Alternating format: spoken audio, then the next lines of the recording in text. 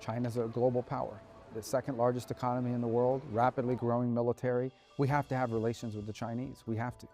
Whether we agree with everything they do, we understand that in some cases we're competitors and others we're direct adversaries, but there has to be communication because the lack of communication could lead to conflict. That said, we're not going to live in a world where we depend on China for critical rare earth minerals, for critical components in our supply chain.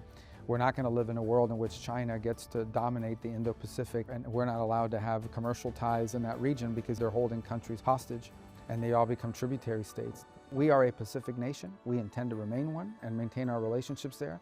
So that is a red line for us. We're not going to abandon our engagement as a Pacific power.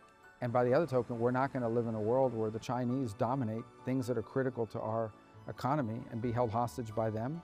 You know, Chinese companies can do virtually anything they want in the American economy for many, many years. We allowed them to do anything they wanted in America, but American companies can virtually do nothing inside of China. That's why the president's always talking about reciprocity. Whatever we are allowed to do there is what they should be allowed to do here. Whatever they charge us on tariffs is what we should be charging them. And that's what the president's bringing, not just to China, but to the world, is reciprocity and fairness. I think our commitments to Taiwan have been clear and they've been expressed through multiple administrations for multiple years. We are against any sort of compelled, forced change of status. That's been our policy, that remains our policy.